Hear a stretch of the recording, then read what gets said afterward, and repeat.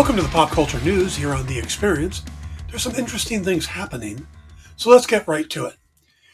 While things are just starting to move forward with the DCU, headed up by James Gunn and Peter Safran, there's a report saying a new film is being added to the upcoming slate that wasn't part of the initial announcement. Now, Gunn at the time said it wasn't a complete list and more would come. But this is the first edition so far. Now, the report says that Ana Nogueira, the scriptwriter for the upcoming Supergirl Woman of Tomorrow, will also be tackling another popular DC IP, the Teen Titans. Now, the Titans were created by Bob Haney and Bruno Premiani in the pages of The Brave and the Bold, number 54, back in 1964. And it was mainly made up of sidekicks of DC's more popular characters. This included Robin, Wonder Girl, Kid Flash, Aqualad, and Speedy. Now, the lineup changed quite a bit over the years, especially when the series was relaunched as the New Teen Titans by Marv Wolfman and George Perez. And they added characters like Raven, Starfire, Beast Boy, and others. And this would lead into other medias, like there's been an animated series, there's been a live action show called Titans. So the Teen Titans have a pretty good following at this point. Now, Nogueira was first announced as writing Supergirl last November, but many people might remember her actually as an actress, as she was on The Vampire Diaries and Hightown. Now, no plot information has been given, of course, no idea what the lineup's going to be, any of that. Just that Nogueira has maybe finished Supergirl and is moving on to Teen Titans, which tells you they really liked her work on Supergirl. All right. So speaking of new projects, Marvel has one as well. And for everybody who's been waiting a long time for the debut of Nova, whether you're a fan of Richard Rider or Sam, people have been wanting them ever since the Guardians of the Galaxy movies came out with the Nova Corps. Now, one of the people who has been itching for the character, of course, is Kevin Feige, who said all the way back in 2018 that he thought the character had immediate potential. And so this, of course, got fans excited. Now, it's not like he hadn't been thought of before. In the original drafts of Guardians of the Galaxy before James Gunn came on, Nova was part of the team. Also, there was discussions about including him in Avengers Infinity War or bringing him in at the end of Avengers Endgame, but both those ideas ended up getting scrapped. And they would make a lot of sense because a lot of his origin has been set up already with the introduction of Xandar in the Guardians and the destruction of Xandar by Thanos in Infinity War. So it would make a lot of sense for the character to come in. Now, what's happening is the head of streaming animation and television for Marvel Studios, a guy named Brad Winderbaum, he said that something is happening. In a conversation with comicbook.com, he said, "We love Nova. We are in a really early developments on Nova. We have a new system behind the scenes at Marvel Studios. We're more like a traditional studio now. We're developing more than we actually will produce. There are plans to develop Nova. I love Nova too. I love Richard Rider too. I hope it gets to the screen. The world is always chaos. There's always things. You got to conjure these things to make them happen. But I would love to see a Nova show one day." So right there, that tells you, because it's Brad Winderbaum and that he's talking about, a show, that this would be a Disney Plus series. And of course, he's talking about Richard Rider, who is the original Nova.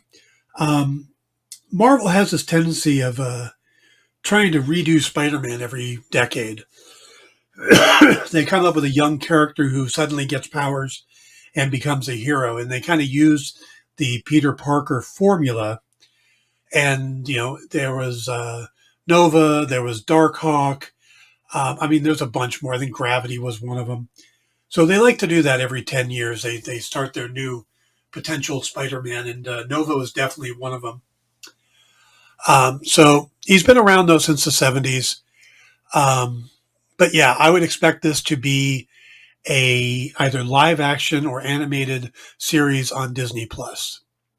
But it would be nice to see Nova. It is interesting though that he says that they're developing this stuff, but they may not actually see the air. So take all this with a grain of salt. There's always that chance that it's not going to happen.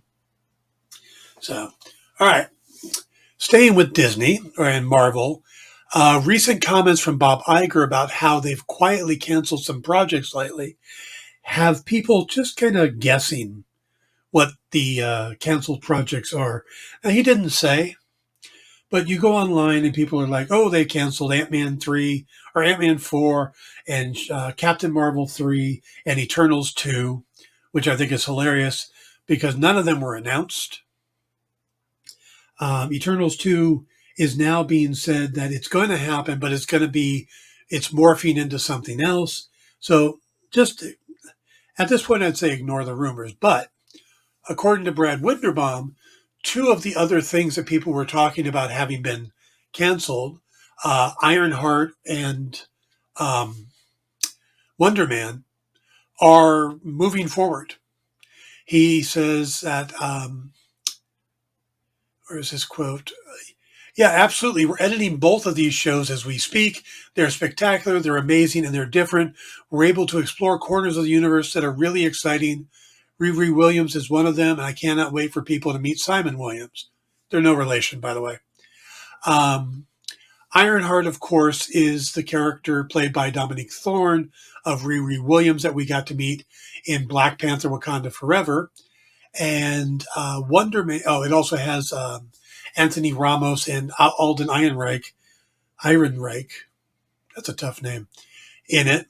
And then Wonder Man is starring Yahya Abdul-Mateen II, who played Black Manta in Aquaman, as Wonder Man. That's more of an inside the Hollywood industry thing because he plays a stuntman and an actor who also is a superhero.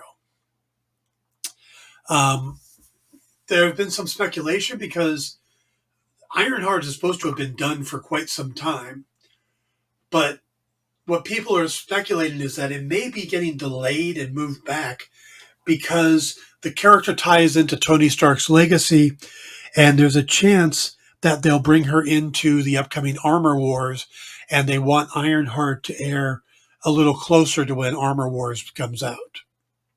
So we'll have to see if that turns out to be true. Speaking of the future of Marvel, yep, we're staying on them. The post-credit scene for Guardians of the Galaxy Volume 3, the little thing that says Star-Lord will return, was a surprise to a lot of people that saw maybe they were ending the Guardians and all that. One of the people that surprised was series star Karen Gillan.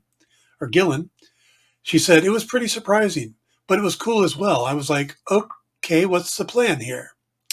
Now, through 3 films and a holiday special, the fate of the Guardians were in the hands of James Gunn, and Gillian had been along for the entire ride, and a couple side trips into the Avengers and Thor films. But now Gunn has moved over to the competition, teaming with Peter Safran to helm a reboot of the DC Universe, and while Gillian would be interested in following her friend over, she has no intentions of pressing him about it, saying, the fact that Nebula turned into 10 years of work is the greatest thing that's happened to me. I like to leave things up in the universe a little bit and see what happens, but I would absolutely love to work with James again. He's the best. And since we're talking about Guardians' fates around the 3rd film, Gillen spoke about how Nebula's life may continue in the MCU with her trying to run nowhere. She said Nebula has a real sense of purpose now, and it's such a major part of healing. She's been through so much, and now she can finally accept love and show love towards other people. So the last stage of all that healing is helping other people, and that's exactly what she's doing. So it's nice when a character gets a good, happy ending. And maybe it's time to just let Nebula be Nebula, We don't need to pull her into every movie. But staying with Disney, but switching to another franchise, Disney Plus has revealed the premiere date for The Acolyte, the next Star Wars series, and it will be released June 4th on the streaming service. Now, the date was revealed on Monday through a Star Wars Twitter account. Yes, I know they've changed the name of Twitter, but if you look at the URL, it's still Twitter, so it's going to stay Twitter, which also teases more news coming today. So I wouldn't be surprised if we get a trailer at some point today. But as of this recording, nothing has happened yet. Now, a former the show is created by Leslie Headland of Russian Doll fame and is a mystery thriller that is said to take viewers into a galaxy of shadowy secrets and emerging dark side powers in the final days of the High Republic era. A former Padawan reunites with her Jedi Master to investigate a series of crimes, but the forces they confront are more sinister than they ever anticipated.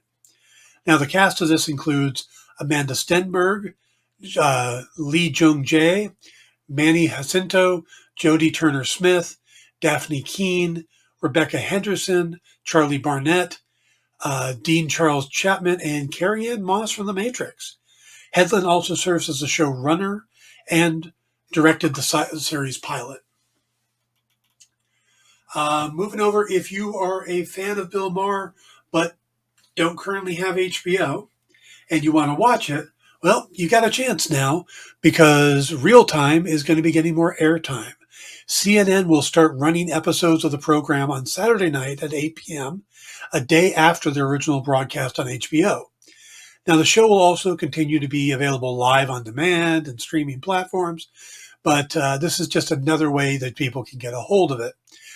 This goes to the idea of them crossing platforms a little bit more.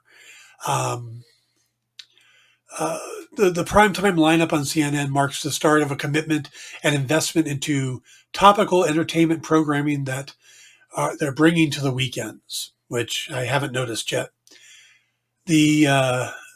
So just expect to start seeing more things like this, more crossovers and stuff.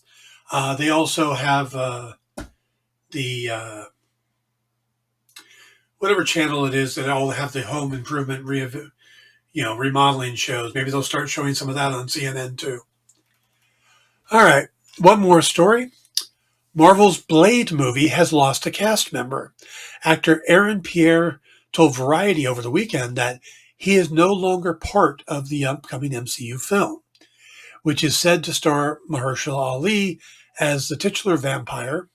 He said, early on there were conversations, but as the project evolved, I am no longer part of that. Aside from Ali, who is still set to star as the half-vampire superhero, that was originally played by Wesley Snipes, Blade has been a bit of a revolving door when it comes to directors. Bassam Tariq was initially announced, but he departed in the project in 2022. Then they brought on Yann Damage from Lovecraft Country. And now the movie is still set to come out November 7th of 2025. But it really does seem to be taking a long time to get started. And I can understand it. I've been seeing some posts and comments about, hey, it's just a vampire with a sword fighting other vampires. How hard could it be to do this movie? But you've also got to keep in mind that when Marvel sits down to make their version of Fantastic Four, they only have to be better than the previous stuff. And the previous stuff, like the last one, was horrendous. And then the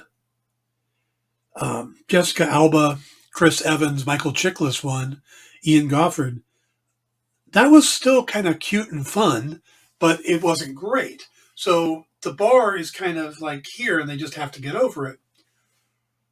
The first couple, the Wesley Snipes Blade movie, that first one was freaking high. And it started, people will look at X-Men and go, well, that's the movie that started the thing, it was X-Men and it was Spider-Man.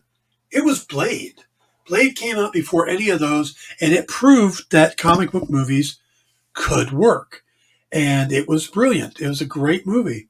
And the second one was really good. The third one, but the first one was really great. So They really have to knock it out of the park. And you've got an Academy Award winning actor as your lead character. So you don't just want to hand him garbage. You really need to make this work. So I think that's why they're having difficulties, is trying to find the right voice and the right story to bring the character back. So, and also decide how that's going to tie into the MCU, something they never had to worry about with the original Blade. You know, they didn't have to worry about when Moon Knight was going to show up, or if Werewolf by Night was going to pop in, or Man-Thing. But the MCU is a cohesive universe, and there is talk about wanting to do like an Adventures into Fear / Midnight Suns type thing. So Blade's got to be perfect to make all that work. And with the recent track record, I want them to take as much time as they need. All right, guys, that's the news. Thank you for tuning in. Stay tuned to the experience, as later today we'll have Minute to Skim It, The Mint Hunter, and of course, our late night show, Kicking It with Henri. Take care.